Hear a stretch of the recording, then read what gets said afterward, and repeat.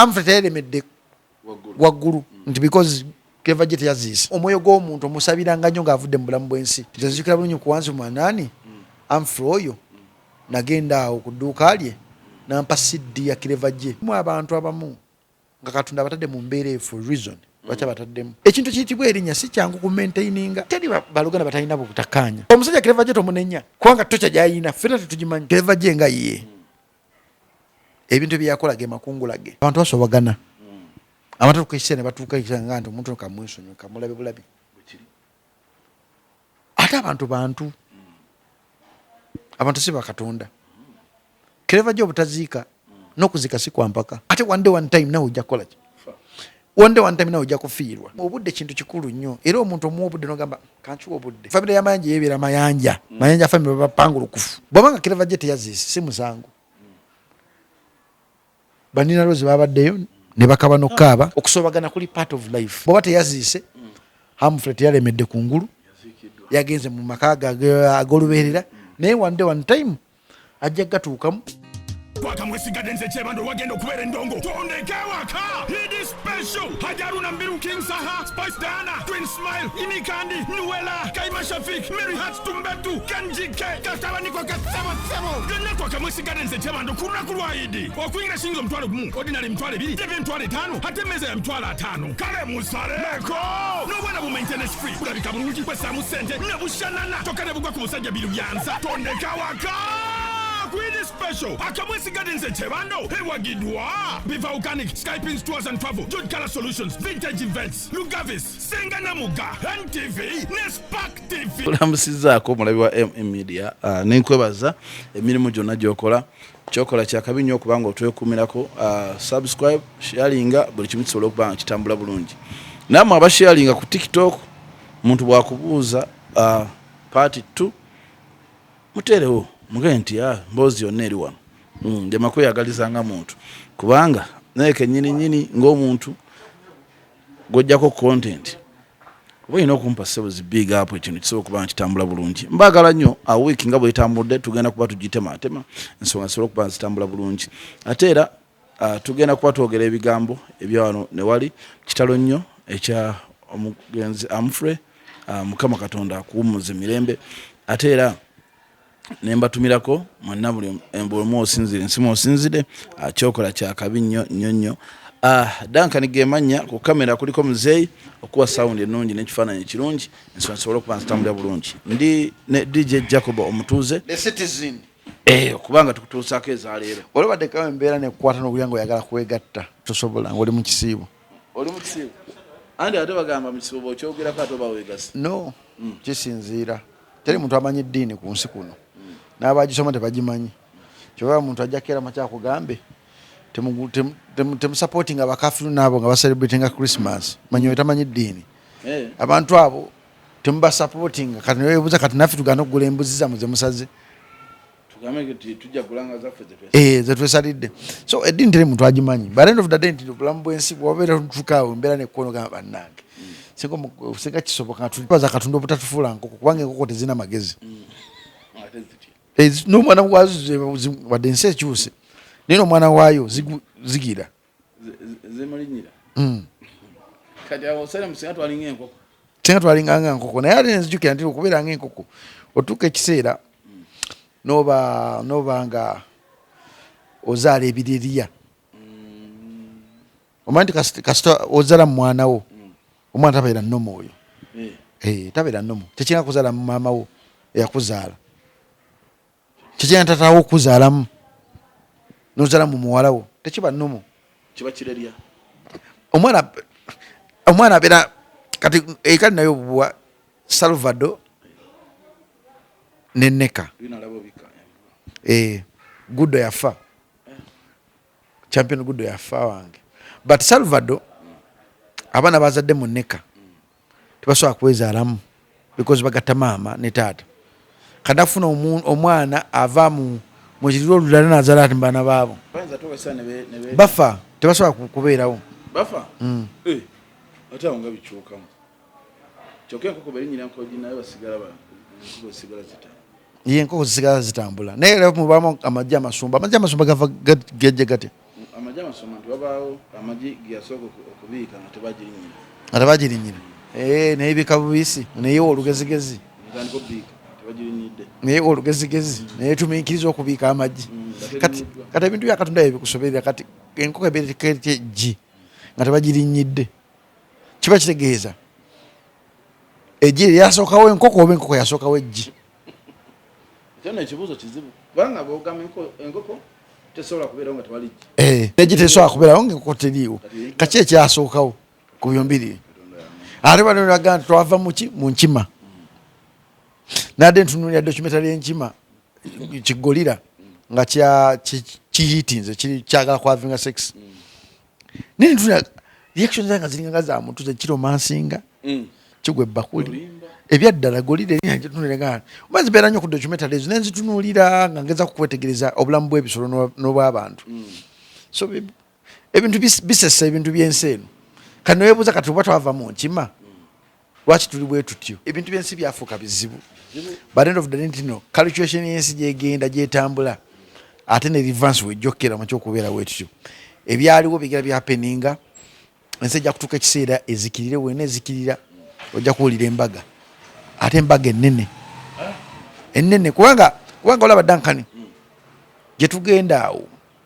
tugenda mu moto buli kimu kirinnye.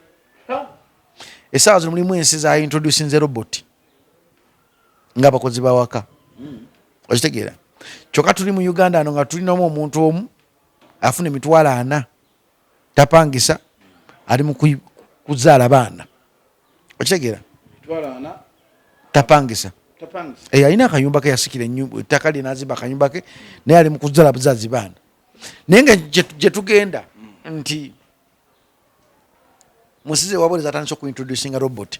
ng'abakozi bawaka. Kiba kikutegeeza nga ekintu ekyetunzi tusinga okutunda wabweru essaawa zino kwe kukola kwe kutunda abantu abakola. Gavumenti esinga okujjako essaawa zino sente basinga n'emmwanyi ettunzi. Uganda efulumya abantu bangi nnyo okusinga n'emmwanyi. Okitegeera nga basimbira layini musululu moja ate buli nnaku basimba layini musululu moja bagenda kukola. Ekiri mu Uganda kikiri mu Philippines kyekiri ne mu India. Ekyenjawulo ekiri mu Bachina abo kubanga bo bangi oba bebaddira abayindi okubeera abangi oba benkana. Abachina abo buli afuluma job creator non job seeker. Nti osobola omukeera kumakya najja mu Africa n'atandika okukola enguudo n'atandika okuleeta ebyuma ebikola engatto n'atandika Abachina bo bakuliyetinga mirimu nefe wano tukuliyetinga kukola ki kozesebwa. Ekyetunzi ekira kyetutunda nnyo sex nti omusajja n'omukazi ava mu East Africa oba mu Uganda watunzi aba mulungi nnyo okuzaalamu omwana. Ekino kyo badde tukimanyi. Kati ensi gye tugendamu ensi gye tugendamu bwetu eri kati mwe abazaala ennyo bwabanga abantu bazaala nga ne gavumenti esobola bakira makya babuli munaye okuzaala abaana abangi kirungi naye ludda kibi abaana bajja kutuuka ekiseera bakulye. Ekyetunzi ekisigadde mu Uganda ttaka n'ettaka tusanze oddugula ez'abagwira. Abagwira batulinyiridde ku ttaka lyaffe lino erisangibwa naye ng'ewaawe tosobola kugulayo ttaka wadde nalimu. So kati ensi yaffe eri mwana simanyi gye tugenda opposition ne gavumenti eriko bona balinga ng'ab'omukwano. Luli twali ebintu birinnye teri muntu ayogera. Essaawa zino weetaaga miliyoni emu omukazi okuzaala omwana atuukiridde obulungi waba wakusala emu kitundu aliwo omutwala mu ddwaliro ne ly'emitwalo 32 tebamufaako aliwo omutwala ne bamubbamu ensigo. Kwegamba ebiri mu Uganda bina tebitegerekeka. Buli wamu baliyiya mu ddwaliro bayiiya mu masomero bayiiya osanga essomero ne kusaba ebintu ng'omwana tagenda bikozesa. Okitegeera nakusaba toyiri pepa ate nama n'azizaayo mu supermarket n'azitunda.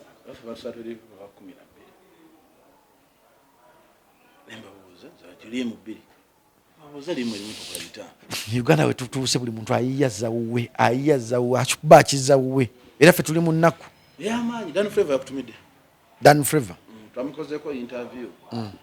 tunyumyamu n'agamba lwatunulira omuntu ayisaamu Djjacob Omutuuze amaaso aba ayinamu ekyamu natuzitayo emabega ku biseera biri ebyaddembe FM bayita kasengejje nagamba nti Djjacob oyo gwola twamuwanga ennyimba nga tolina wadde 10 nakugamba nti kajja nkutwaye nakutambuza n'okutambuza washiru wabina baby era yagambye gwe yansooka omuwa bina baby okuba oluyimba Head Fever y'omu ku bavubuka bali mu All Star yange ya sirimu nti nze omulimu gwange radio presenter nali njagala nnyo okuzuula new identity ya sound kyova nagendanga nnyo mu club siriki club votes club ezenjawulo nga mpickingamu talent ezita radio muwabangamu abayimbi nga batya radio nga atya okujja ku radio nga atya presenter nga presenter akola atagamba we mutandika ntya but of the day nti Dan Fever bwaba yakyogedde ekyo neewuunya nti waki neewuunya majority abantu bamanyi nti n'omutima omubi obutaagaliza era majority abantu bamanyi nti ndi musajja wa ntalo but nisaba nenya nabo kubanga sector gye tulimu ya entertainment bafani balina okukoma kati fe abagirimu ne tugicontrollinga obaguze kye twagala bakole bafune balina mulimu ebintu ebimbi otunula n'ogamba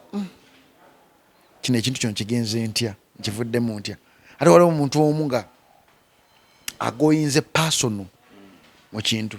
but nebaza Dan Fever oba yakyogedde ekyo nga yakyogedde mulo nti Dan Fever y'omu ku basajja be nali manyi agenda kubeera abaakabi ennyo because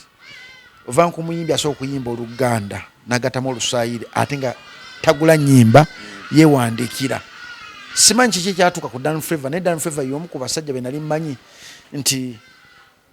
agera kuhitinga international market but simanyi kiki kyatuukawo naye big up on yourself Dan Fever webala kuba ntuno ojjukira mu industry batininya abantu abasobola okujjukira ebiseera bisinga mu twagala ssente twagala what we call respect eyo nti respect kintu kikulu nnyo naddala omuntu eyasookako okufuna erinnya omuntu yakera makyo okukwata tadoobaye namwisa tadoobayo eyake bwe yakati neediiminga nnyo gwe nokwata tadooba eyakumulisa ate notandika okugikola ki ogizikiza because olaba nti watuuka byemu ku bintu ebisinga okuluma kyova byemu ku bintu ebisinga okuluma presenter bagamba bapresenter bakyagala kuyamba osanga presenter nga omulimu gwe yagufuula business mpankuwe bw'otampa ssente sijja kuba luyimba lu okitegeera ate nabo tobanenya because ne ku radio ezisinga obungi tezisasula bantu tezisasula presenter TV esinga obungi tezisasula bakozi kati TV ekuwa program nga gwe agenda okwenoonyezaako kyogenda okulya kati oliwa ddembe creatinga anything kyova tufunye abantu bangi nnyo nga tebali creative enough tufunye abantu bangi nnyo nga batambulira mu media ey'edda ne bagana okuleeta media eyaabwe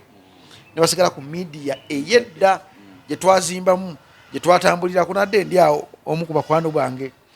bali mu Amerika eyo naŋŋamba Djjacob nkuze nkuwulira gwomu ku bantu abanjagaza president wa Nigeria nabadde nsaba luno lutalo luno tulekeraawo lukome ne mubuuza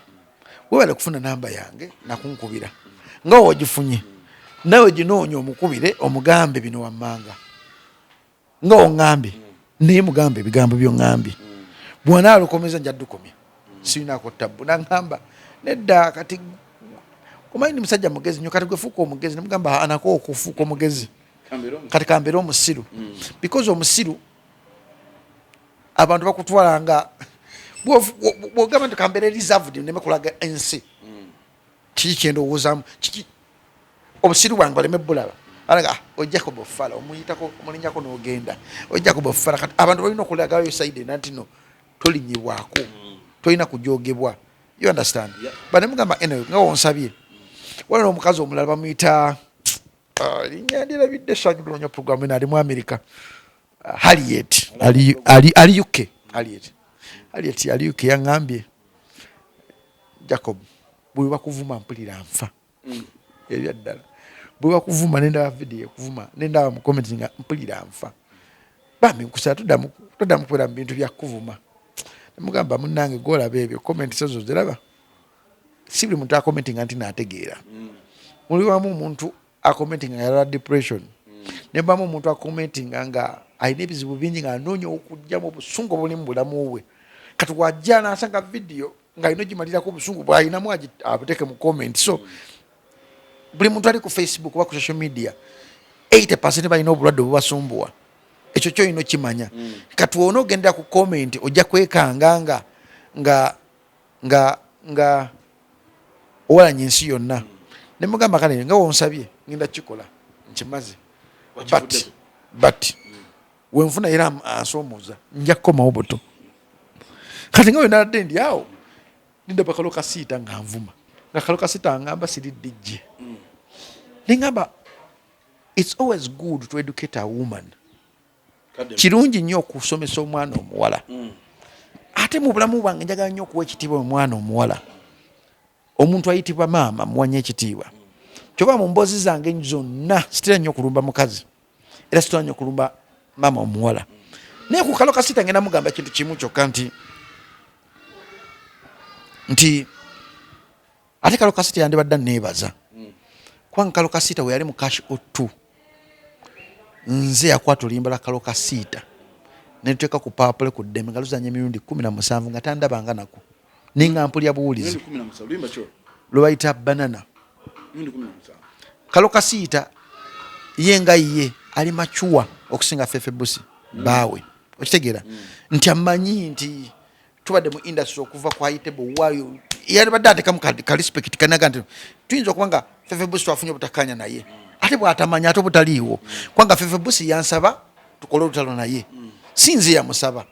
Fefe Busi yakeera ku makya nansaba olutalo nanga Djjacob kyo yange dudde nansindikira ddooni oyo nanyini kyanneeyo ne mugamba sina buzibu nja kukola kyonna kyenkola. Bamama mujebaleko buzibu ki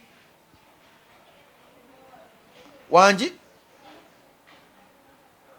ebintu ebyo nga byabadde byajjo nabagamba byakulwa kusatu byabadde byajjo essaawa 4 paka ssaawa 8 era babawandiise bonna mwazi muzereti sijja balimba twabadde wano jjo ne bawandiika abantu abakyala ne bewandiisa abaana ne babawandiisa temwalabiseeko. Kati muze olunaku olwaleero kati mwagala nze mbakolere ki mbayambe ntya wangi maama nandi kati sinzi nze omulimu gwange sikwata baluwa ezo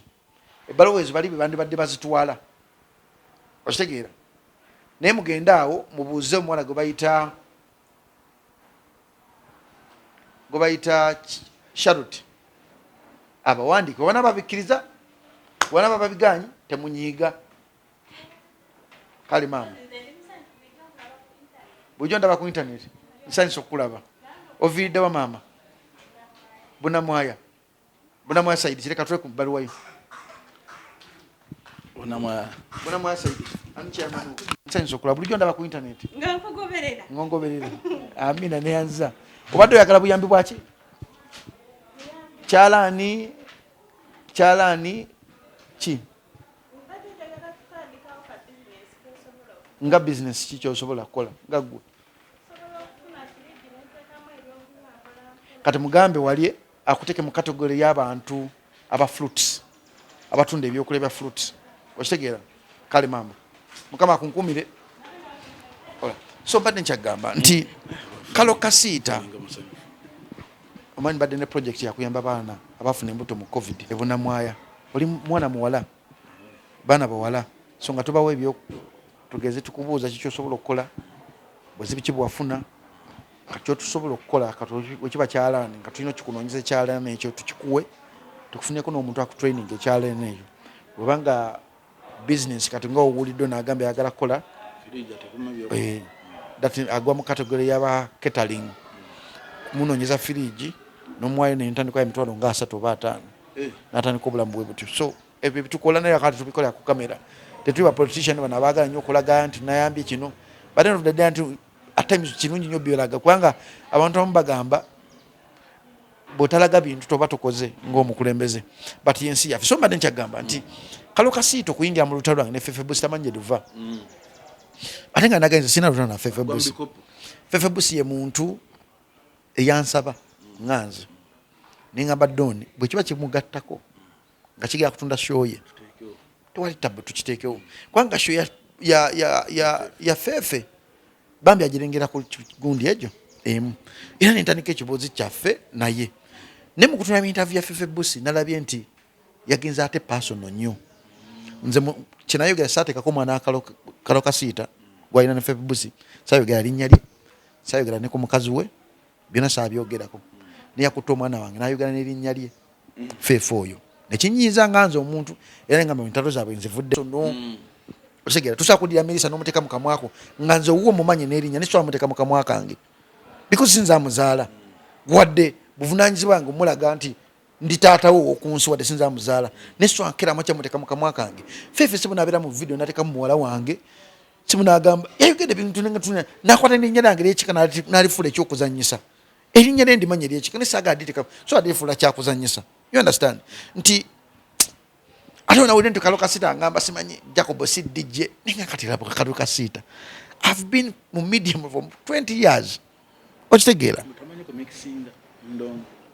ate ekigambo DJ abantu bakitegeera mu kangogolinga ekigambo ekyo kyafu kiri kyenga nti kirungi nnyo okweducatinga kirungi nnyo okweducatinga endongo si byakakasa Duncan efreezinze ebintu si byakakasa otugenda mu DJ ekigambo DJ kitegeeza a disc joker a person whose job is to introduce and play records popular music on radio and television or at club parties etc. DJ kitegeeza omuntu akuba endongo introducinga music ku radio ne ku TV oba ku parties. You understand? Kachekinga nti mulimu abantu ababeefula bagezi nga tebagezi si bagezi. Kalokasiita oyo ajja nchalenjinga nnyo. Waliwo yansabanga interview najja ku radio. Ngayagala nnyo kunchalenjinga.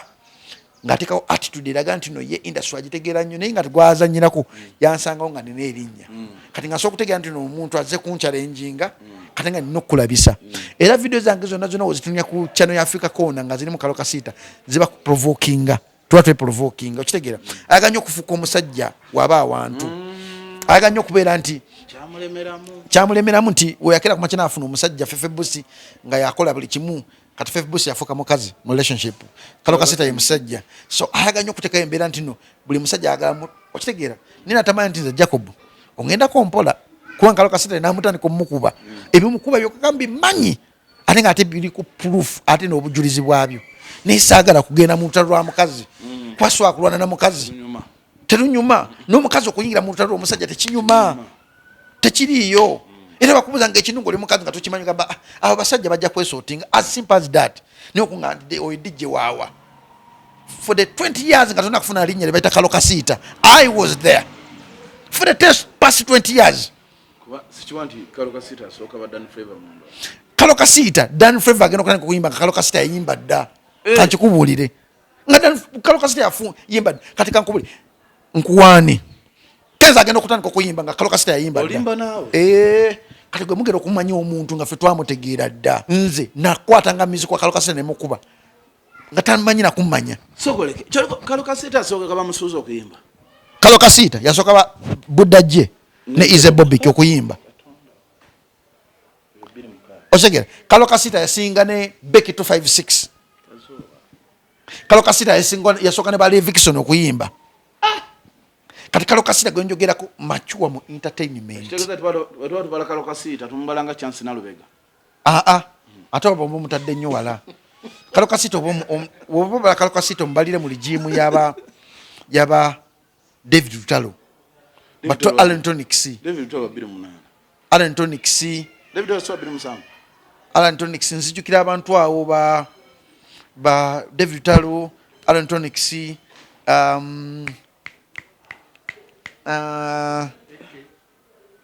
AK47 siba chance na Lubega muto naye ali mu ligimu eyo si muto naye ali mu akulukiga kuyingira mu 40s tegeeza ali wano ya ali awo Fuleyo kunajirumba naye so bano bagundi baana waswangizi bawuni noji buna baana abo juni noji ayini ntale vinka abo baana bafefe busi ba King Saha ba bonna abo bakuli 7 kuli 7 si mwana naawe kuli 7 machuwa kalo kasita be regime eyo kuli 7 Alentonics yaliyo ngali mu ground ya toba no muziki vampino mukulu nnyo ku kalo kasita mukulumu ku kalo kasita wade ali mu 4th floor naye 4th floor janso givaamu mukulumu ostegera so bukibanga kalo kasita tasobola kuteeka what we call respect. I do respect her because mukamwa kange ne interview yange I've never mentioned kalo kasita, you understand, but wabata tasobola kuwa the same respect jemuwa I can't give her respect jemuwa kitegeera nagas Jimmy Djjacob Omutuuze anko DJ kati wemba siba anko DJ chimukwatirako yo batwa DJ yana na chim program yo kati wemba sali DJ yakola chinga ku program zange kale wemba sali DJ mwa bintu betulenga ndaba byachana kito nyonyonyo kudda ogamba Djjacob DJ sinsiri DJ ndaba byachito nyonyonyo byakijega nnyo kati abantu ndembere nga kati kalo kasito obusungu abujja bakunzi bawo nga tamanye exactly what happened chechimu ne zex birangirangi namulemerera ku telefone oku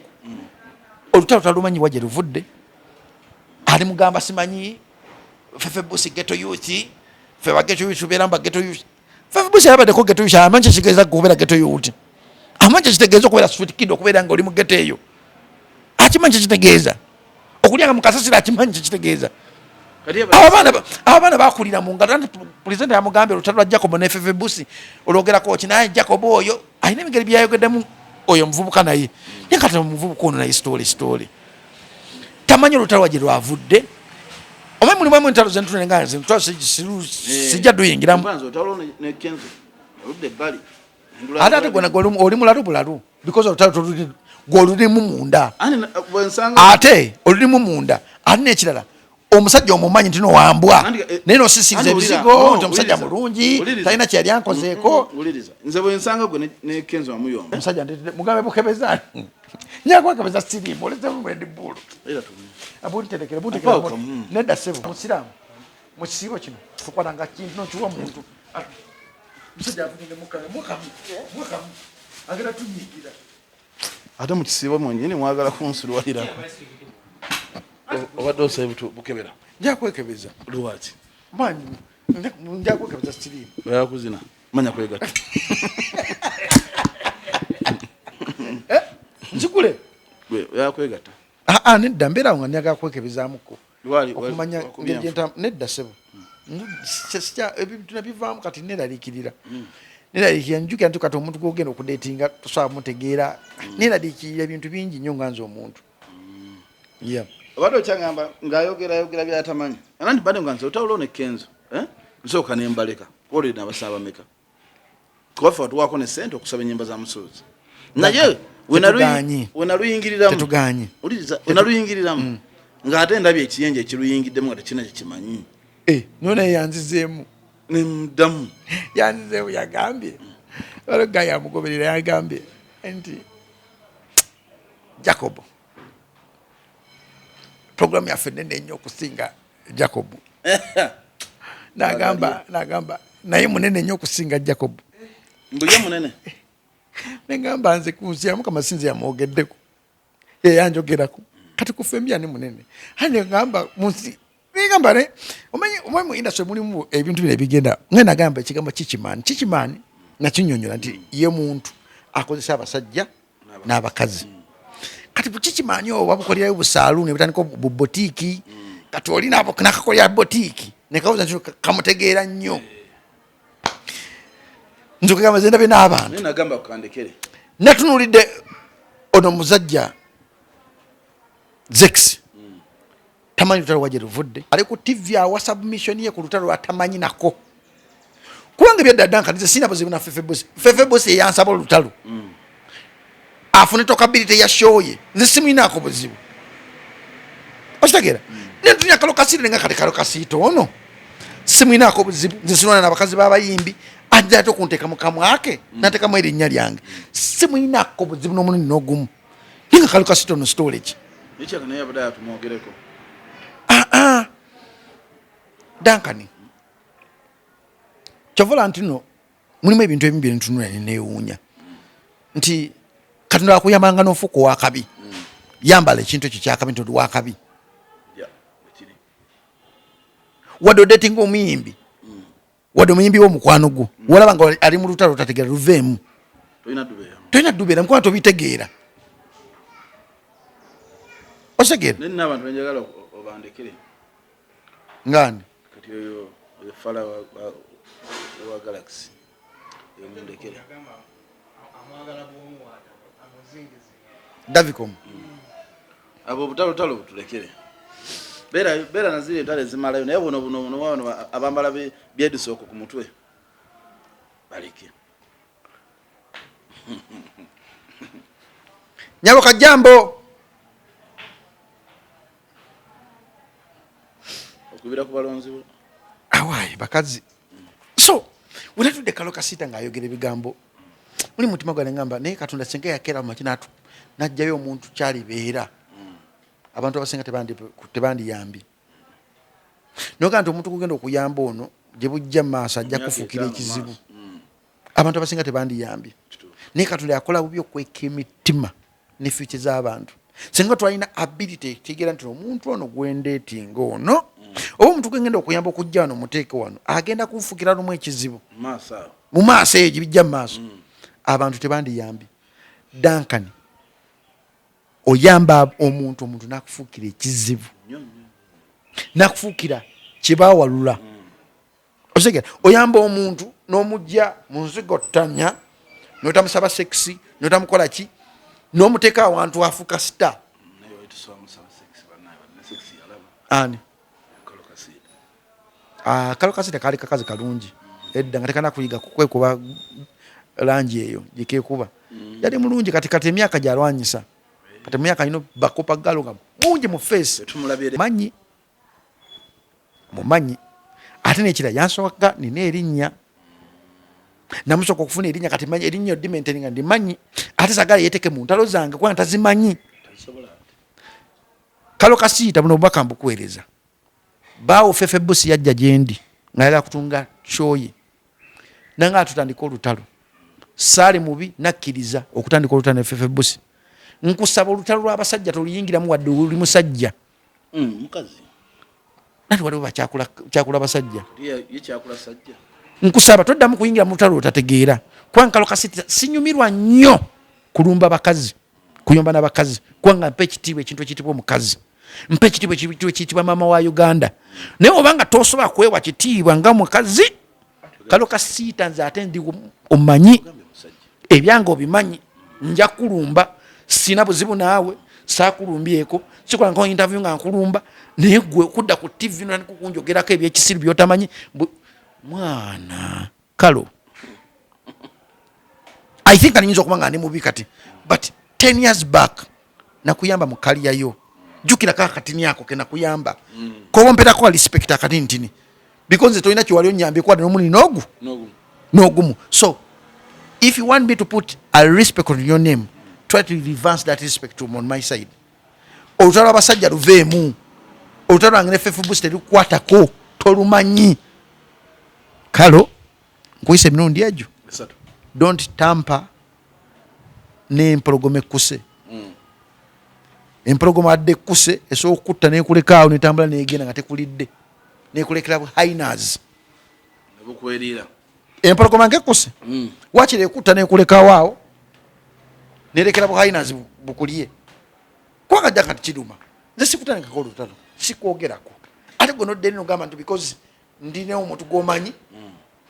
tosoze namubuza wayi mufaaki ne Djjacob kubanga nze nebaza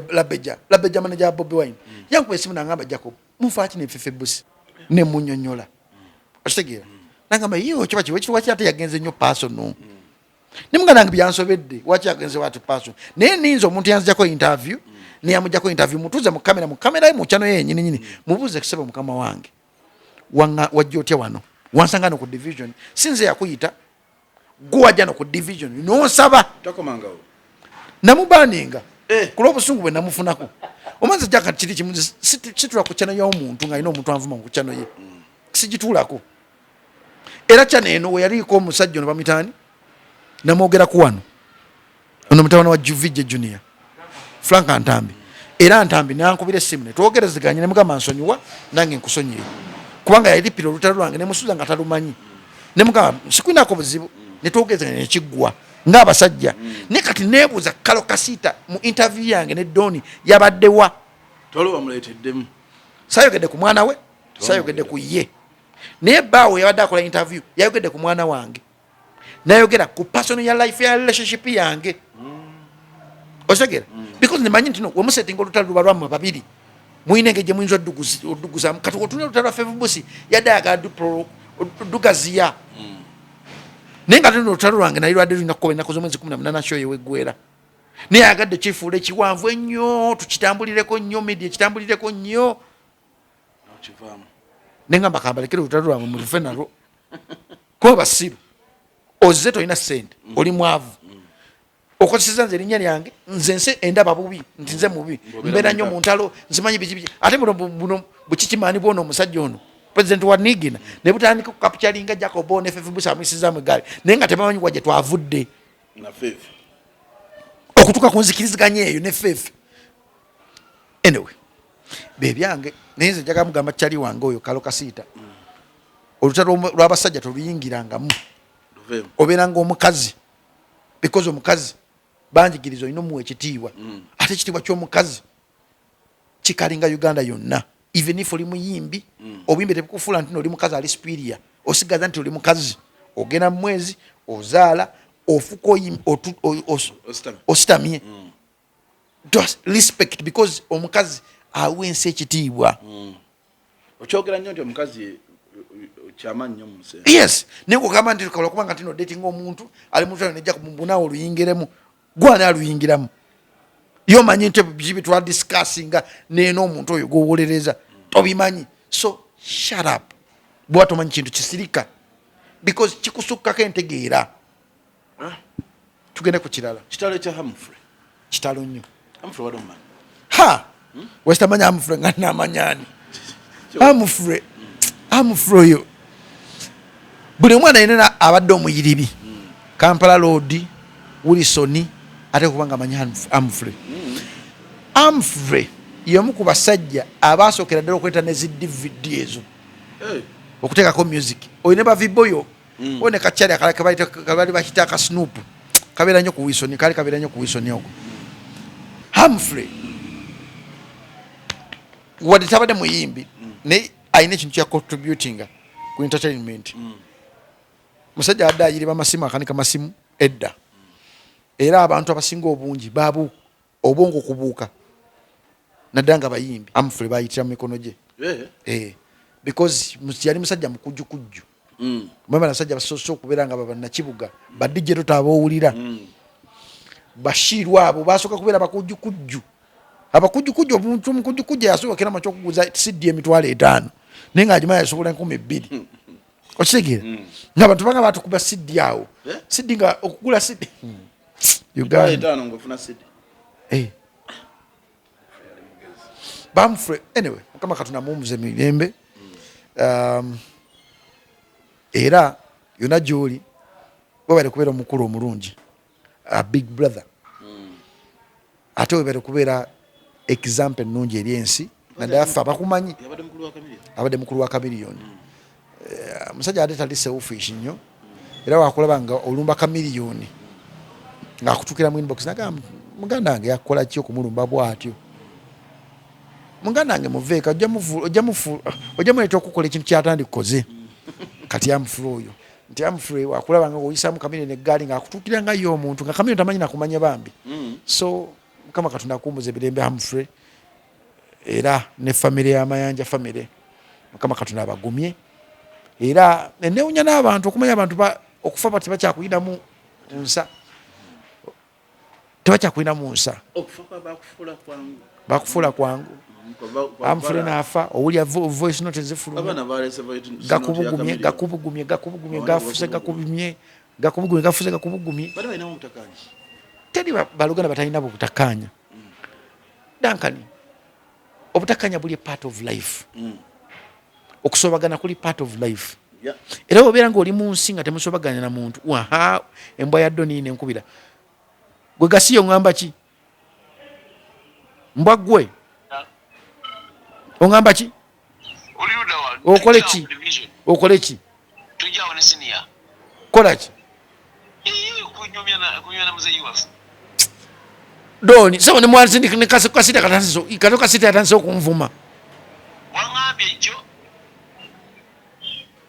kubira fefe buso mugambe kalo kasita anveeko byanvuma tabimanyi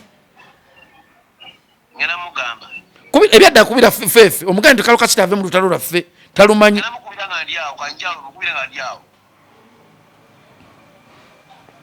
so omuntu atamanya Humphrey abadde kyakulabirako kirungi ate nekirala nti nayona gyoli ng'oli mukuta audios ezaali wakati wa Chameleone ne mukulu we teriyo maka gatasobya teriyo baluganda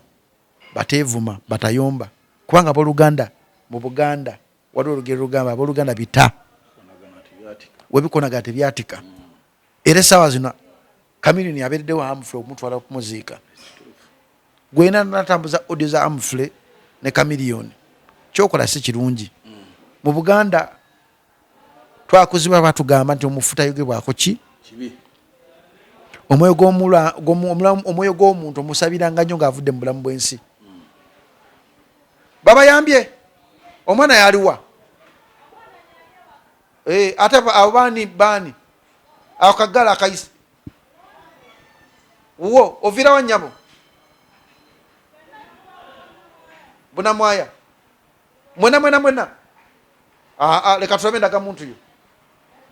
oyo alina endagamuntu kale so mbadde nkyagamba nti omuntu atategera Humphrey ye muntu asobokera makya okubanga ateekawo embeera nti Chameleone n'abooluganda be bonna omuntu abadde Humphrey abadde mukakkamu naye ng'ate mu baakulo naye ng'ate alina ekintu kyagatta nnyo akakkanya embeera AK47 ze yandeeta okwogera ne Chameleone oyo yali sikyali wange AK yali mukakkamu naye ng'ate mu baakulo naye nga mubanda nga mukakkamu nnyo so at the end of the day ntino famire ya Mayanja yebeera Mayanja famire bapangulukufu batabu naye ate balungi okitegeera kati nabadde ndaba Palaso yadde ku balkoni nga kuba music naiba namugamba wacho tukubira music namugamba eno si yange ni mu Uganda onajje mu nsi yammwe ojja kumperamu amateeka nakalabye nange leka Mayanja famire yoyo nti abaana abo govanga okufuna erinnya ng'okyali mwana muto n'okwata milioni 10 ng'okyali mwana muto ekintu kiyitibwa erinnya si kyangu ku maintaininga oyo just TikTok afuna erinnya n'afuna abantu amugoberera nolaba nga asambira ggulu ng'ejjanzi olwo ate bali basasulire okulaba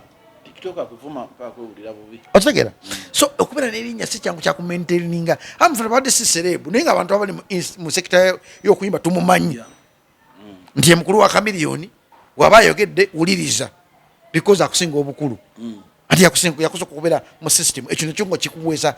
omuwe respect kuffe abakuze nga tumulaba kwanza nagenda nga washiru nga Humphrey akola awo wansi awo kwashiru yali kyali wange nze shiru kuva dda nga ndi mu cinematic production mutwayigira oba DJ cinematic production mwalimu nze yasini DJ Lwasama DJ ba DJ bangi nnyo abaavaamu but end of the day ntino ka respect yangu nga tukawa Humphrey because yatusooka mu system omuntu akusoose okukwata akakadde omuwanga respect nnyo okitegeera ate omuntu akusoose okufuna erinnya omuwanga respect nga bokusasula n'okusasula tirifunika omuwanga respect nogata I do respect you bakuba na TikTok aba tuba tumumanyi wano feka balina smartphone naye nakuyisaamu nawulyanga nogamba naye etegeeza Humphrey mulamu etatera kubeera mu ntalo abadde azibeeramu naye abeera silent naddala entalo nga zitaasa famire ye nga ziri ku baganda bazibeeramu najja nazingiramu nakukulingisa bwamuganda swamu okulingisa gwe nakulingisa gwe ali mu lutalo kati nga abantu kibali mu kukola saa zino osanga omuntu nagamba nti Djjacob okulinga oli muleke naye nga tebasobola kutuukirira oli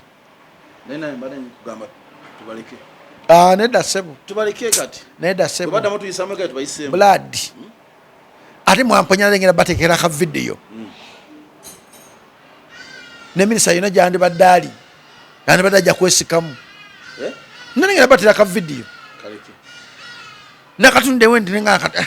ngondabo buchichimani bummanyi nenga kata ka video kano nkate kalike kana kuka ko galaxy kina ngendo lete ya mwana wako gukata wabuyambi kina denza kida bakuddamu nanziramu yakozemu yagambye ekigo batomiri bamugamba tuddamu tebabasongako yagambye eki bali waleseka video mu group nga yakumpisa maaso abana bamugamba tokiddamu omwana mulete muwe obuyambi nanja mulete abana byaleke ejjinja tebabuyambi balete tubawe obuyambi ayina nno n'emisango ejjinje namwetolodde nnyo ku kyoma ebyaddala leta abana tubawe obuyambi kiringa babanja ddiiro nawadde mbakuŋŋaanyiza nawadde nkuŋŋaanyiza babanja ddiiro lwasama yankubira essimu n'ateeka ddiiro ku ssimu ne mubuuza ddiiro biki byenjogera ebitali bituufu oli lwasama yakola ebintu bye because fe mbiri lwasama atumanyi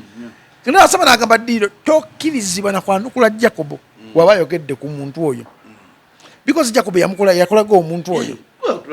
tokkirizibwa namugamba ddiiro olutalo lwoyingiddemu nange nakuwalanirako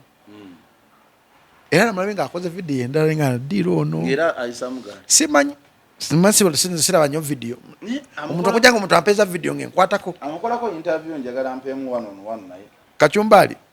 naye Kachumbali naye musiru era ngenda jimusa luli yali agatugendeyo ngamuyise abali kupana tujja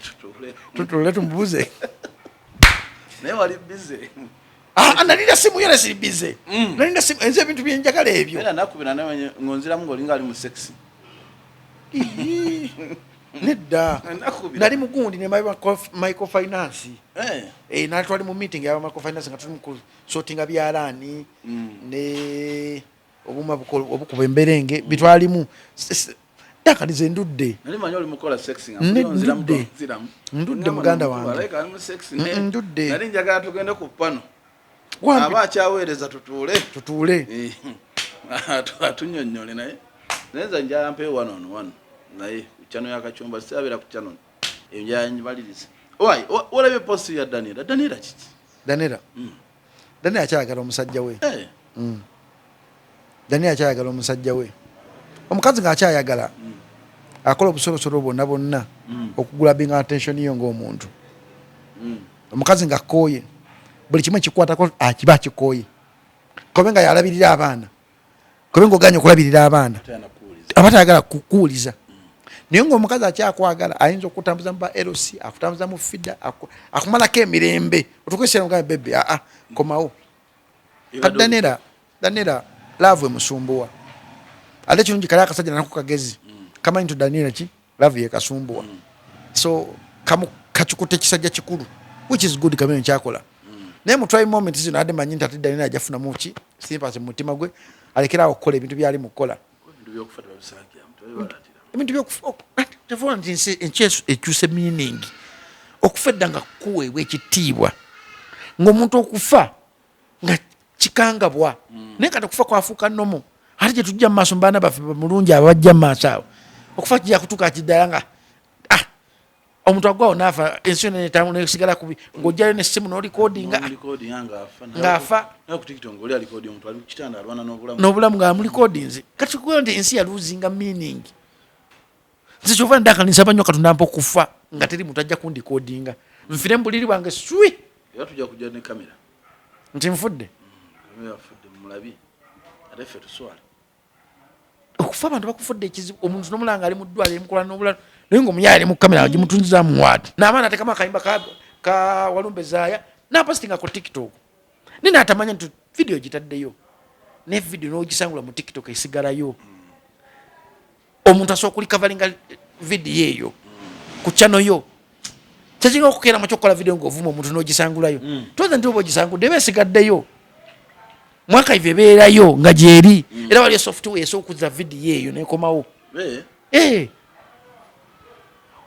waggulu w'omugezi wabeerayo omugezi waggulu w'omumanyi wabeerayo omumanyi omuntu oyinza okuba nga wayiya TikTok n'ogiteekawo nga app ne wabeerayo omuntu asobola okukena okukola okulaba abantu abakugoberera be baani abatakugoberera be baani okulaba videos ozikavalinga otya nga ogisangudde byonna gyebiri nokaa abantu babimitegera kebe whatsapp eno omuntu asobola okuzza buli kimu kyewali okoleddeko ku whatsapp because kiterekebwa somewhere wadde okidiritinze what name archive ya whatsapp yo kibaayo era osobola okizza bwobanga olina app eyo ezo ebintu byolizinze but dani ali mu America n'ensi ezo zolaba zikyusa abantu kyovala gyewava ekigambo depression nti omuntu ayesobola okubeera mu depression ng'abeera mu depression edda nga omuafrika okubeera mu depression nga tekiriiyo naye kati owulya abaafrika balwala depression kuki era ogiralira ku nze depression eyo ogiralira ku nze wasi ogirwalira ku kikakyo tewabangawo depression ebyekisiro ebyekijega just abantu basula mu kazoole nze Jacob nze sibankola mu depression awantu wena mbadde nga ndi mu depression kutala nga lwa nopu mu kalulu zonzaga nti nisava kunasigala nga we nakugga bukozi that was not depression that was not a depression nani expressing hanga yange obusungu yange ngambujja akubanga kirungi nnyo okufulumya obusungu bwo obubwo si bwange kati sijja mu busungu bwo okuja nga onyizizza okitegeera ate sitakeera makya kulumba muntu atanumbye never sitera numba muntu anumbye era onumba kulumba lwaffe buzi tolulaba kati twongeddeko olulala kalo kasiita naye alina okuzza omuliro kati wazza omuliro mule ate nzijeyo akayivu kamutanda nanziramu ajja kukakasa nande ekitiibwa kyanje kisula nti nyambalire musajja munnange ejja kwambalira musajja munnange kigamba legend ekyo kiwe respect balegend tulina batono mu industry ya Uganda is a celebrity but tanaba kuyingira mu tuluba lya balegend nedda celeb she's a celebrity she's a celebrity mu Uganda kaloka sita she's a celebrity mu Uganda but tanaba kuyingira mu balegend naye ajja kuyingiramu ajja kuyingiramu akyalina future mu kuyimba akyalina future that's why kwanga tamanyi tactics mufula bantu banyi ba celebrity nga tamana kutuuka ba legend sebo legend kati kankumi ba legend Chameleon legend Bebe Cool legend Bobby Wine legend by the icon yabo njogera ko ba icon there's icon ba legend ne ba celebrity sebata icon Chameleon icon sebata icon Eddie Kenzo icon Bobby Wine icon Misa Chamakula icon Geoffrey Taya icon Mayanja icon Moi Nantume icon Juliana Kanyomozi icon Rema Namakula yavudde ne ba legend ayingira mu ba icon aina mbiro icon jali music ya mutwala kati kyekimu ku bintu byakola nga yagadde takola music for commercial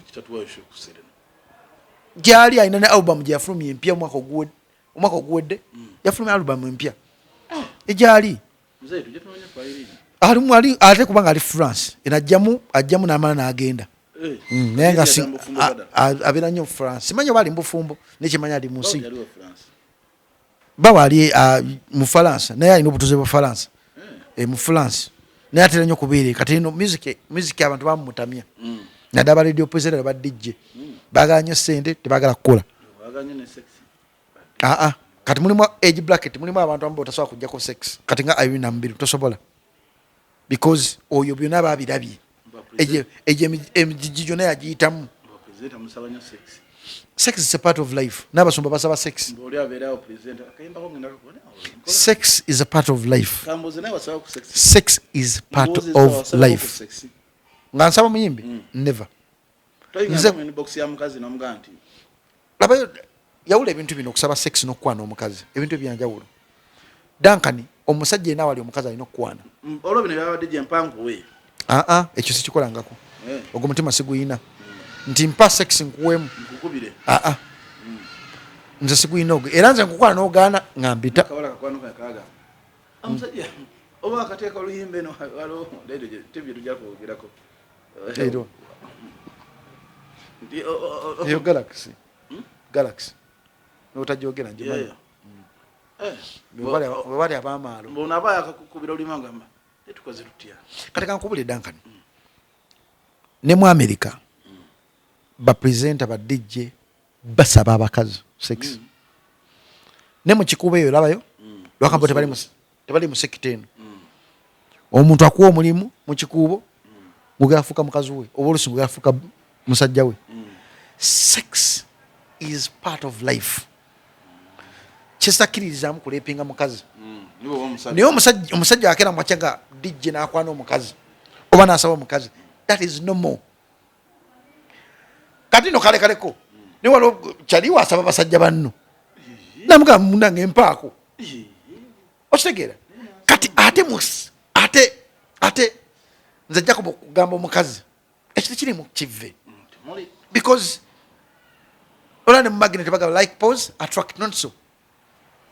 you understand kati ogera makino gante Djjacob yimbi atali mu atali babiri atali basatu webangana n'enkita manyi ntamangu ekintu ane bafuka mikwano gyange nnyo olinganze naye siremerako biri satu bwe bigana nabasabako tebinyima ngankuta ate n'okugenda mu kyomukazi okugana si kibi toba testiwuye kati mulimu egibracket y'abayimbi kati nga olaba bawuninwagi baani abo tosobola mukugamba nti okukubira music omala tekisoboka kisooka alina ssente pozi ng'ayagala nagamba kamalega bakutona kulya neŋŋombo nze yakulya Djjacob olabye emboozi y'abanamufiirwa ka Humphrey munamuwulira zinaabuuza omufiirwa namuga kati ki ekiddako ng'abuuza mama wizo ki ekiddako mutuufu okubuuza ekyo kyekiddako because media wetu weyatuuka danga ne media yakyuka nti tulina ba blogger tulina ba youtuber tulina bannamawulire bonna mumwetwala nti bannamawulire okitegeera muzeeyi munamawulire nayina YouTube channel ye muzeeyi bwabagera kubuuza ekibuuzo akubuuza mu sekita za mirundi ng'esatu ajja kubuuza for the sake of nayina channel ya TikTok erina okutrendinga ajja kubuuza alina YouTube ye erina okutrendinga ajja kubuuza nga munamawulire kati olwo ekibuuzo ky'obuuza omuntu nga kigera kutrendingisa sho oba channel yo naye ekibuuzo kyogera okubuuza omuntu nga kiri professional nga kyamuwuliriza oba kyamulabi kati ebintu ebyanjawulo lwakubanga abantu temusobola akera amakya byawula nti nze olwa statement zenkola nga mmanyi zozigira ku trendinga era kola statement omuntu agikwate agikatinge off agire ku TikTok ye nga mmanyi ajje giteekayo era mba aliayo nga bagiteko ojjukira nakola statement egamba Yesu yali mutabani wa Jesus dio ne reason lwaki nagikola abantu abasinga bano babaluza nti ntamidde mu video eyo nali ku Terrify Now nali nvumye Bobi Wine mu video eyo yonna naye nga nnoonyaamu kiki ekintu omuntu kyayinza okugjako obwongo afokasinge ku ekyo nenkola Yesu yali mutabani wa Jesus nze kennyini nnyini nensaba interview nenkakatingamu off nentandika okukeetambuliza abo ne bafokasinga kwako because olutalo nesagala kuddamu kwagala kubeera na lutalo olwo lwe lutyo kati mulimu statement z'okulonga omuntu ngomanyi ne statement egenda goyinga viral bwe goyinga viral egenda kuntuusaano because nze content gwe mukola gwe muzijjako simutasharinga ku channel zange era kyoba ntujja oli agenda najja mu comment nagamba Djjacob anoonya linnya senga anoonya linnya senga muteeka mu channel zange kubanga Duncan tekinzijja kukwata YouTube channel kuteeka ku content avuma kebe channel yange kuliko bintu birala nnyo era nontanginga ng'onvuma sikuddamu nontanginga mu channel yange ng'onvuma ku TikTok oba ku Facebook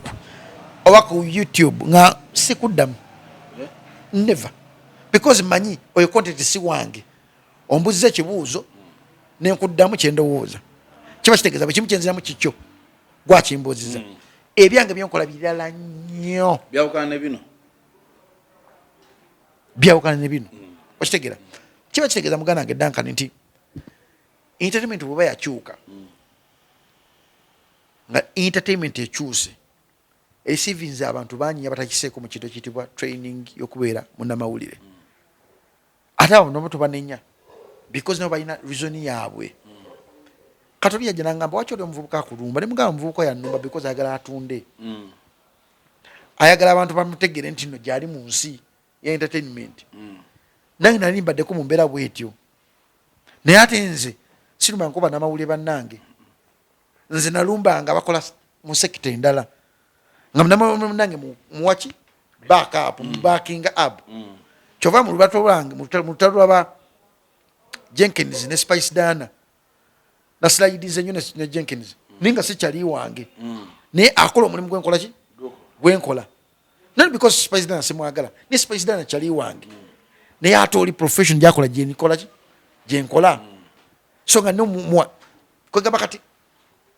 obuzibu okutrendinga n'okwagala likes n'okwagala views bwekolese problem eno era tobanenya kati gwe babuuziza ekibuuzo omuntu aba agenda kutunulira entegeera ye eri etya agenda kubeera ludi ono omuntu akutte akazindaalo oba agenda muddamu okitegeera kati gwe omulabe jagala omusajja abuuziza omukazi ekibuuzo ekyekisiru naye omukazi n'akiddamu bulungi omukazi naye amuzeemu buki bafaanaganya abuuza naddemu bonna bakoze ki bonna basiru yeyo sekita yaffe nti sekita yaffe ne mu Amerika bibaawo mu Amerika omusajja atula ku sityo nga w'amaanyi omusajja namubuuza ekibuuzo nga omusajja abuuzibwa akyamubuuziza nala President Obama nga akyadde wa comedian alina show namubuuza ekibuuzo nga tosobola kibuuza president era Obama yamuddamu mu nziramu egwa mu ekyo mutuluba kyakoze ki kyabuuziza so it's a part of entertainment yaman Clever Joe butaziika naye abantu bamukotinga nnyo ku social media Clever Joe butaziika okuzika si kwa mpaka yamujjukira nnyo Clever Joe yamalira akabantu akwatagana bakulu ane Humphrey yayambako Clever Joe nzijukira bulungi ku wansi mwanani Humphrey oyo nagenda awo ku dduuka lye nampa CD ya Clever Joe kankubulidde dankani gyetulina okukkiriza kiri kimu kyokka kyokka nti abantu basobagana abantu tukisene batuuka nga nti omuntu kamwesonyiwa mulabe bulabi ate abantu abantu si bakatonda Clever Joe butaziika n'okuzika si kwa mpaka kyeyagalire nogamba kitalo nga si kwansi kya mpaka kina kukwatako obukwasi because okufa it's a sympathy gyona okuddiza omuntu because okufa tekumanyi nnyumba ki nungi nambi ate one time nawe ojja kukola ki one time nawe ojja kufiirwa kyolitaaninga ng'ofiiriddwa ge makungulago g'okoze ki g'osize okitegeera bw'abanga Clever Joe teyaziise si musango banina Rose babaddeyo ne bakaba n'okaaba bakingsa babaddeyo ne baziika bantu banyi babadde ne baziika so teyaba Humphrey teyelemedde waggulu nti because Clever Joe teyaziise era nze newunya n'abantu abaggula abantu bena kusito beeguli omuntu atakwegala temwagala omuntu wembwa mugaye nti oli wambwa wembwa tasobola kulokoka n'abafunye billioni 5 eza Uganda asigala wambwa era jaziya zimuyitamu buyisi zwi zigende kwanga wambwa owembwa n'amafulati galimbalimba abantu gababalanisa okugabulaga nti sigage aba wambwa mpulira okitegeera kati omuntu wabanga wambwa ddanka nasigala wambwa omusajja Clever Joe tomunenya kubanga tocha gyayina ffena tetugimanyi Clever Joe wambwa naye ate nabo bali bagala naye agamba nti bati bambwa abantu kati bonna bambwa nze kati kankunyo Clever Joe dda nga yakakuba akayimba kamu manzi wanani twamusaba interview aga mulina miliyoni emu n'ekitundu nze okujja okutuula obutuuzaamu omufunemu nga guno byadayogera ono alien mpulira bw'oba olina ompa miliyoni emu kitundu nja kujja ntule mu interview ye the same applies ne Labadaba yakiŋŋambako ko najjako obujja simu nengamba ebiseera kikulu kantu neje bigenda kati wenalaba Alien Skin ng'akyogera nenzijukira Fikireva gye kati wenalabye Alien Skin ng'akubira bajjo amasimu abilikitex ngamba kati atandise okunoonya amawulire geekolako awulira luli banamawulire bali bamukolako interview ng'abaddamu nga waayagala kati atandise okunoonya ki amawulire nga ye awulira takyali relevant otegeera time obudde kintu kikulu nnyo era omuntu omuwa obudde nogamba kankiwa obudde ani yali amanyi nti no Clever gye asobola okutukako mbalamusizaako bannyabo nkulabye ng'ongeya nti Jacob ogamba otya gyendi maama ogamba otya bulungi buzibu ki wangi maama nsanyusa nange okulabako mukwano oviriddewa nyabo oviriddewa kabu wansanyusa okulaba wabala kujja tubuuzaako okay so Clever gye nga ye ebintu byeyakola ge makungula ge Duncan kinategedde mu nsi mubaamu abantu betwalina kuyamba ng'abantu abagera kufuuka ebizibu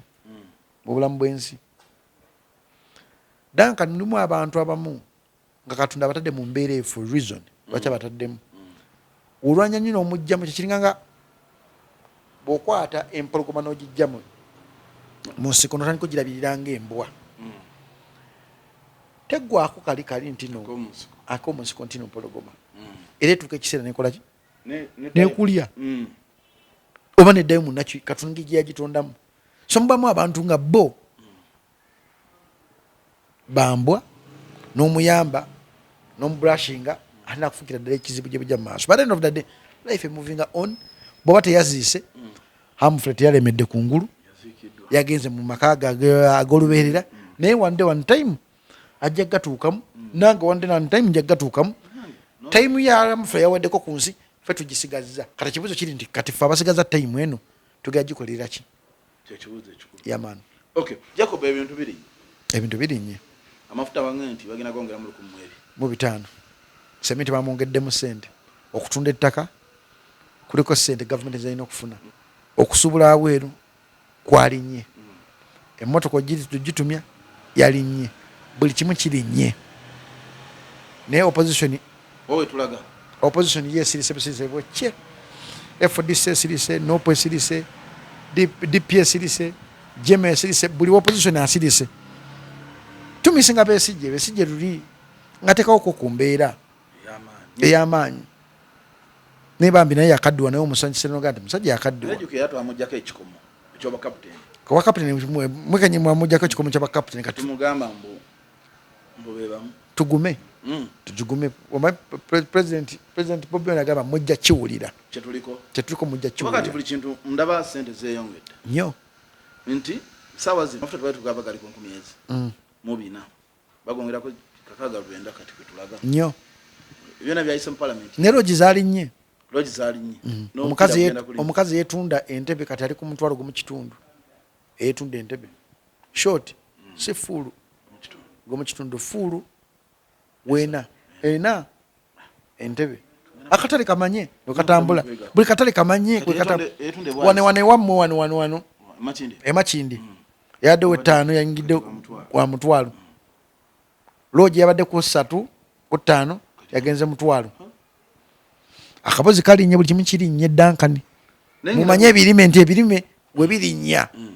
ebirime by'abakazi buli kimu kitabuka obukabeza sirimu nabo bwalinnye akabeza sirimu luli kadde kansinye 20 kagezemu 5 pepo naye yalinnye ng'omugula off market pepo yalinnye naye akabiri luli kadde kamitwalo 10 kati 25 byonna nja bigamba byonna otegere nesobola okufunira obwereere oba omwagala kwandi mukulembeze bunamwaya gwe bakuwa nsobola okulikomendinga ne bakuwa so buli kimu kyalinnye Duncan buli kimu kyalinnye lenti yalinnye ennyumba yakakadde kaletegerekamu sikufi zalinnye ebyetago bingi naye abantu bonna abantu badde batulwanirira obawulira bababye milioni 5 obawulira bali enguzi ya bilioni obawulira kwegamba ensi Jacob parliament yatuyamba ki mfenga muna Uganda omuntu wa wansi kubega mateeka omuntu wa gwe mulimu gwayo gwennyini nyino gusokerako dda kubega mateeka kubaga mateeka nakuteeka nkola mateeka ga government ga Uganda. Lwaki abantu betuuma nnyo nti ffe tuli bantu muntu wa wansi kati kino wano badde balina okulagira nti because bakyetuuma kufuna ssente bakufuna bifo byanjawulo. Omuntu agamba nti nze nwanira muntu wa wansi nino obeera mu parliament ng'ebintu biri nyine ng'otudde katebe osirise naye ng'omuntu yakulunda yasinga okunyigizibwa gwe olwala tukuwulya ogenze mu Aga Khan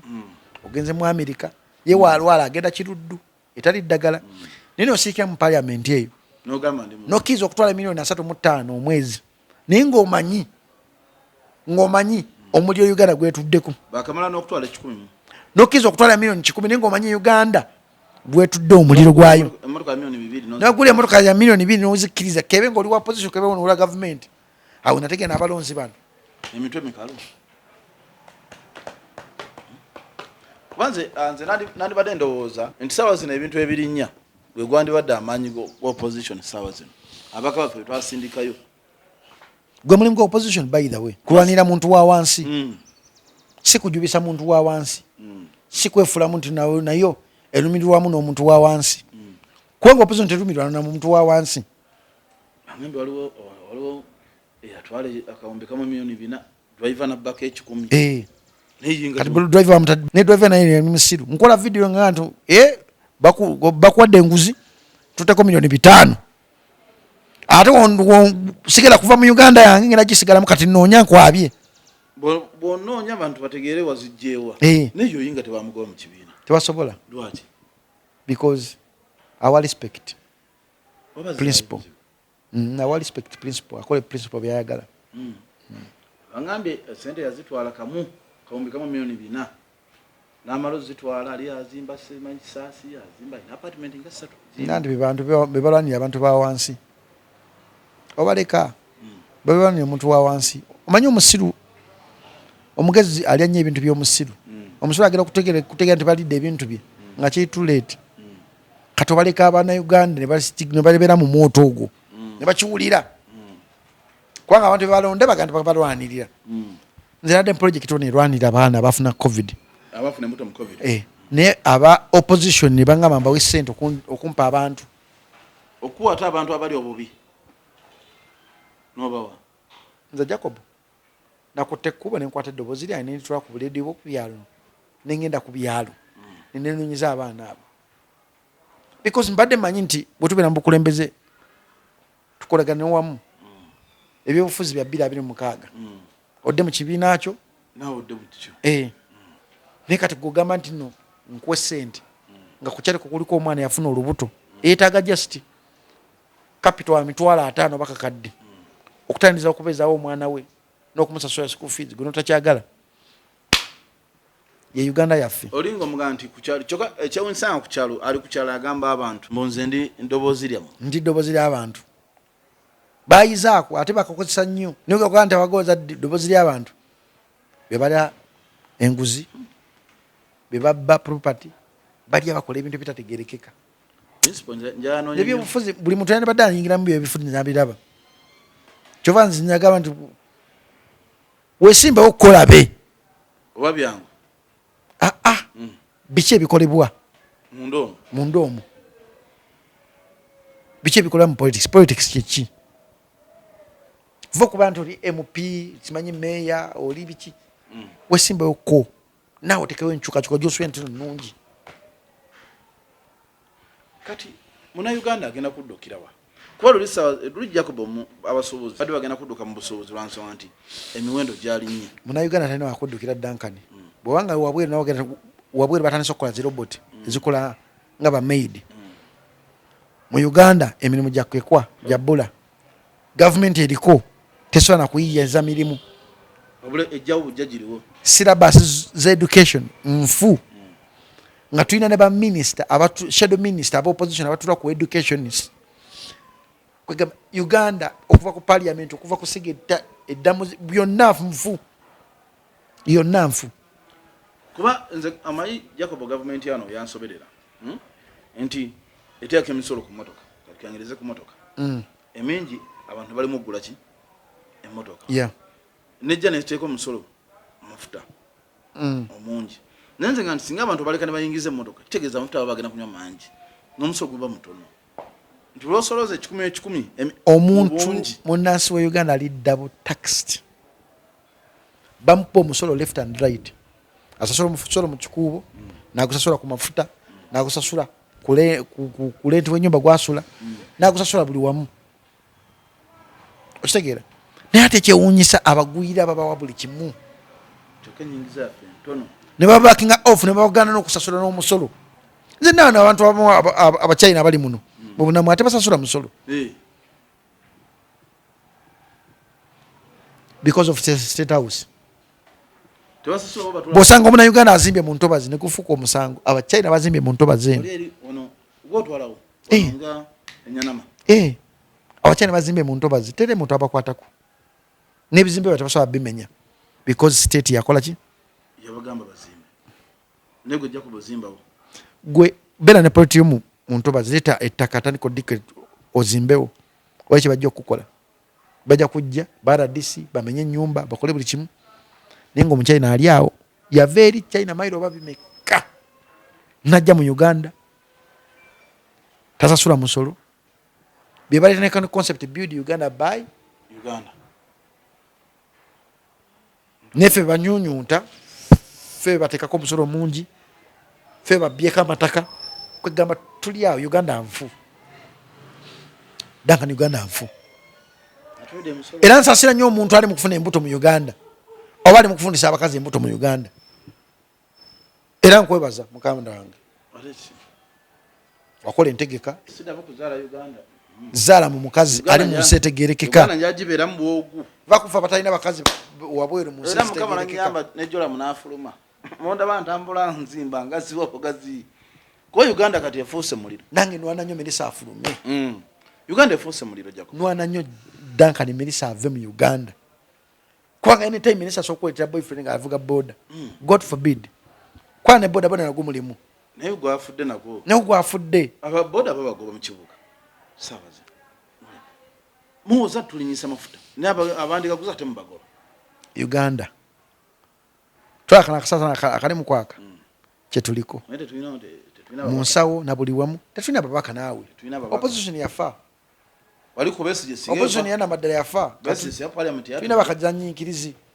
wakisegenya ndidduseko mu town yawo tibyandirinye bwe bityo nawe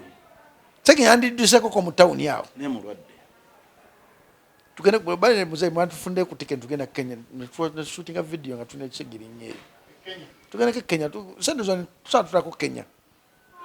okola ku segirinya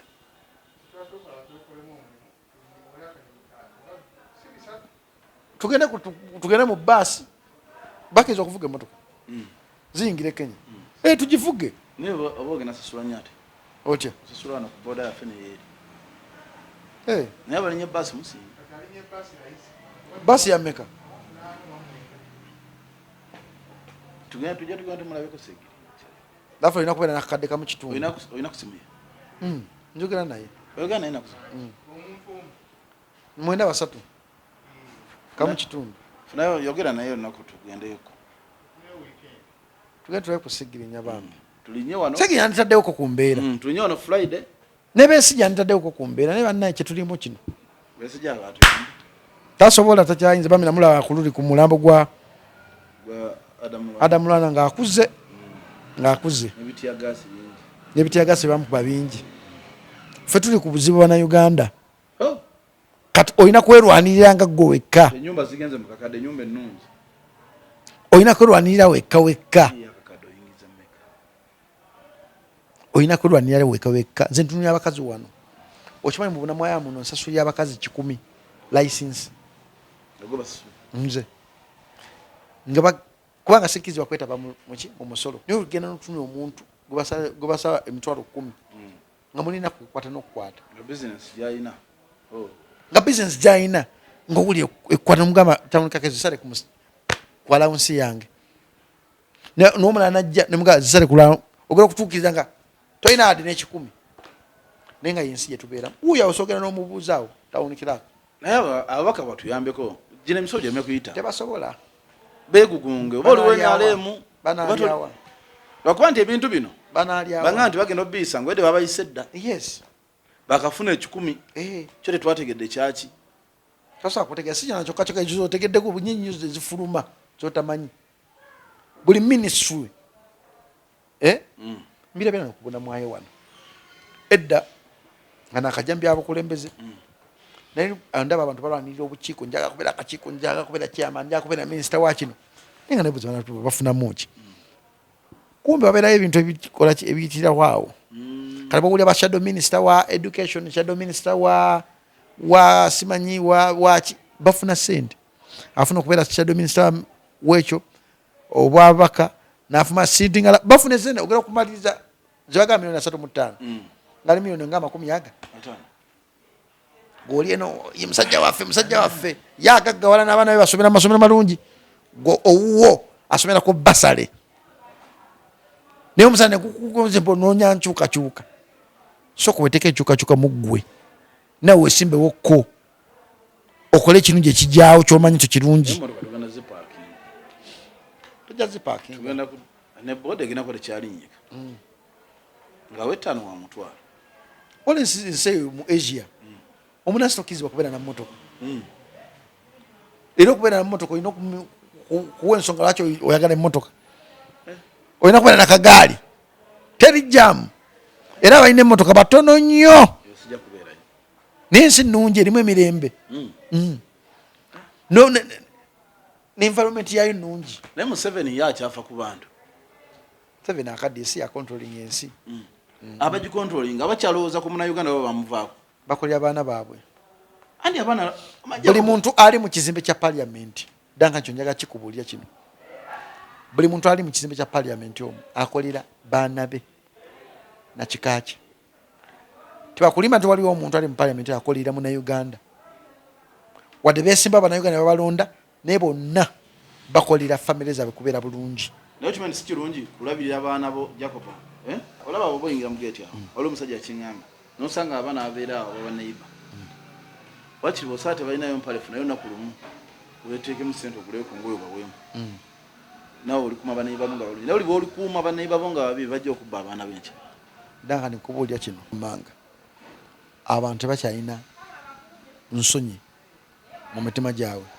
abantu tebakyalina kintu kigamba nti nomanyi kanerekereze kino negola abantu naayina omusanga ayaggayagga mu bumenyi bw'amateeka mu kubba negosubira nti naali obulungi ennyo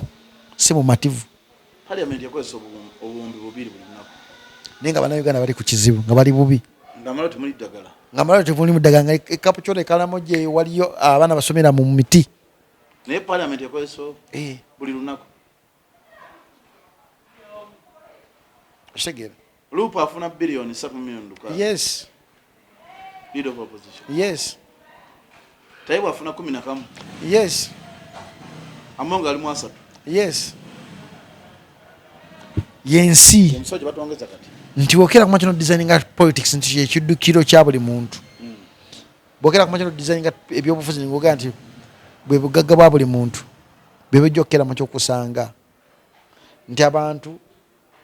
abalonzi bajja bajjukira bagenda kusaba kwa tosobola kuŋŋamba nti oli MP oli entitled okutambula ensi eno yonna mulimu ensi z'emmanyi ezikwata n'ebintu byayo kati nga ambulance nezisuula awo okitegeera nga zikaddiye mulimu ensi ez'omusobola okuwandikira ebbaluwa nowandikira gavana wa state eno akuwa ebintu ebikadde nobireeta nga wano mu Uganda biba bipya naye nga teri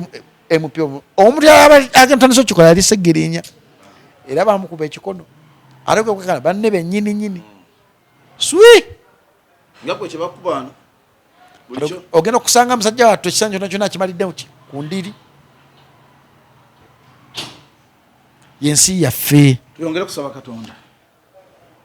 twebereremu abasobola okwebereramu asobola okuyambayamba zekinya kukubiriza tomala gazaala kubanga Uganda wetuuse omwana gwozadde agenda kulya emirimu jakekwa ebyenjigiriza bifu ebyenfuna bifu ebyobulimi bifu buli kimu kifu mu Uganda but olina okubeera omugezi okwebereramu Mukama Katonda abankuumire yagala nnyo Uganda yo ate making sure nti Uganda ogitunda bulungi wadde oli mu nsi ngwira eno yensi yo yolibeeramu emirembe